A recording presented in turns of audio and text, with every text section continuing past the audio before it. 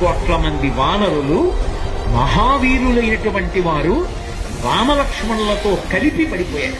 ఒక్క వానరుడు యుద్ధభూమిలో లేచి తిరుగుతున్నవాడు లేడు.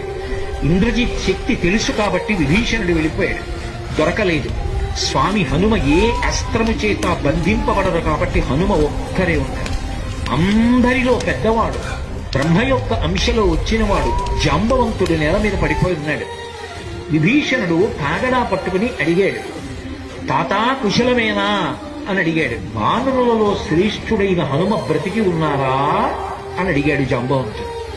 విభీషణుడు అన్నాడు, తాత నువ్వు అడగవలసినది రామలక్ష్మణులు కుశలముగా ఉన్నారా అని అడగాలి.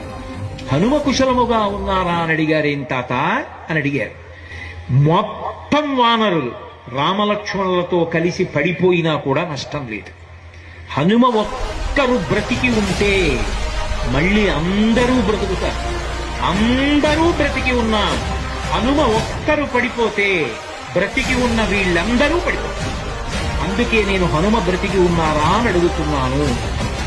వంగి జాంబవంతుడి పాదములు పట్టుకుని తాతా హనుమ నీ కుశలం అడుగుతున్నాడు, నమస్కరించుతున్నాడు అన్నాడు. కైలాసము పక్కన ఋషభము అనబడేటటువంటి పర్వతం ఉంది. అక్కడ పరమశివుడు తన యొక్క త్రిశూలాన్ని ధనస్సుని నిలబెడతాడు.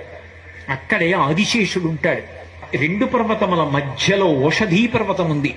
ఆ ఓషధీ పర్వతంలో 4 ఓషధులున్నాయి. మృత సంజీవని, విశల్యకరణి, సువర్ణకరణి, సంధానకరణి అని 4 ఉన్నాయి. ఆ 4 ఓషధులు తీసుకురావాలి. నువ్వు వెంటనే ఆ ఓషధులు తీసుకొస్తే వానరులు బ్రతుకుతారు. ఒక్క గుజుటున బయలుదేరి కైలాస పర్వతం దగ్గరికి వెళ్ళిపోయారు. ఈ స్థానములన్నీ చూశారు. వృషభ పర్వతం దగ్గరికి వెళ్లారు. 2 పర్వతాల మధ్యలో ఓషధీ పర్వతాన్ని చూశారు.